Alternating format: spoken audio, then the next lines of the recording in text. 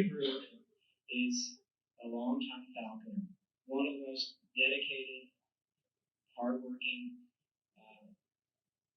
just a heck of a nice guy. And he when we first, a lot of us got interested in falconry, I guess we all read books about falconry, of course. And some of the classic things that you would do as well, of course, you have your hawk and you match it to the game that's available.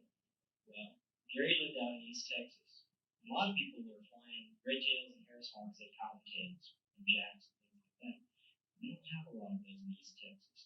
So Gary was out there, like a lot of us at first, you beat your head against the wall, and suddenly light appeared above his head. Gary, what do you have here in East Texas more than anything else?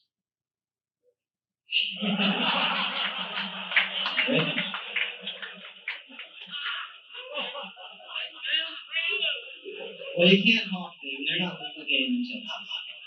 And they're kind of mean, too. So, Gary thought about it and said, squirrels. Squirrels is what we got. How do you do that? How do you hawk squirrels? And so Gary found out an awful lot about squirrels, about their life history, about their personalities, all of that kind of stuff to figure out how to do it.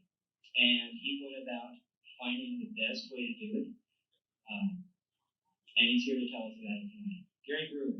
This is my first half of me. 16 years of falconry. I've never been to one of these things for one reason or another. It's just really, really been fun. But when I first got into falconry, the closest person to me was in Dallas, Texas, which is about 100 miles from my west. And so basically, I did an over-the-phone apprenticeship, more or less.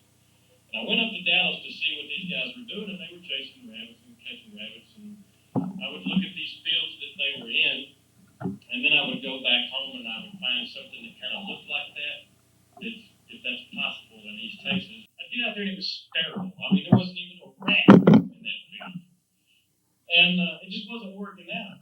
The first bird I had was a hen red tail.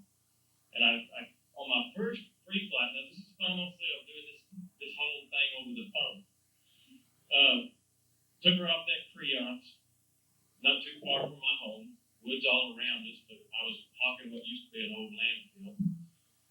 And we kicked up a rabbit after a while, and this happened to be the only stupid rabbit in East Texas, I think, because he ran right to her.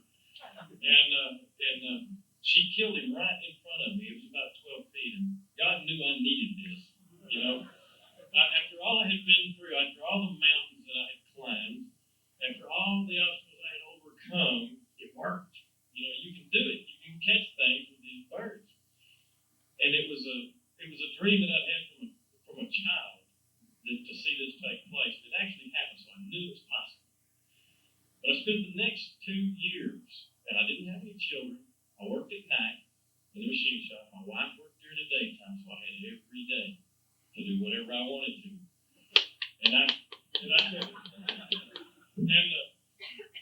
So I spent a lot of time. I walked a lot of miles. And 2 years and 2 hawks went by, and I didn't kill another rabbit, not on my home territory. I would have to drive to Dallas every couple of weeks to whack a rabbit, you know.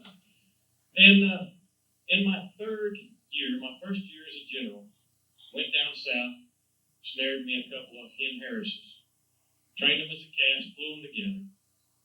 And one day I got this idea. There's a lot of rose fields where I live, in Tyler, Texas, rose capital of the world. And I got to talking to some of the field hands working those rose fields. I said, "You ever seen any rabbits in here?"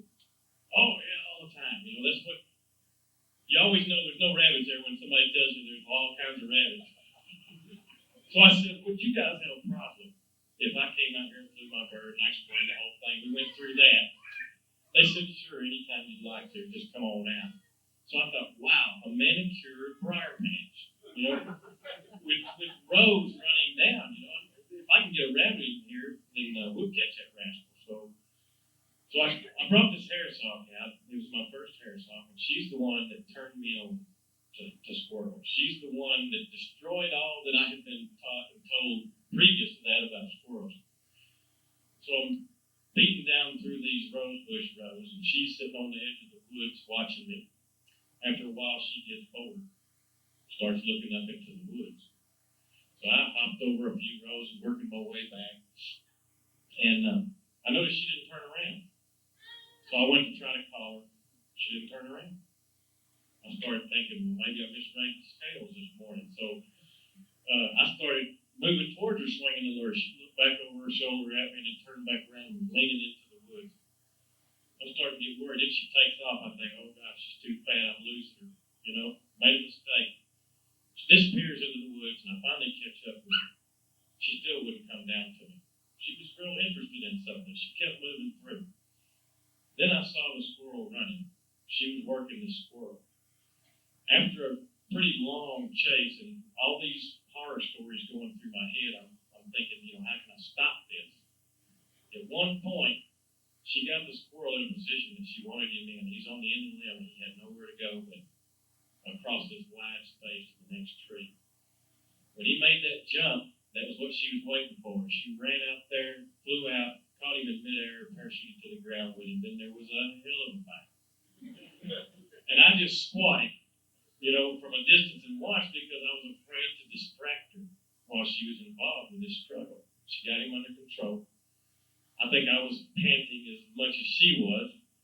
I made him to her, and she had killed the squirrel herself. This is quite a bit of time had passed after she got it under control.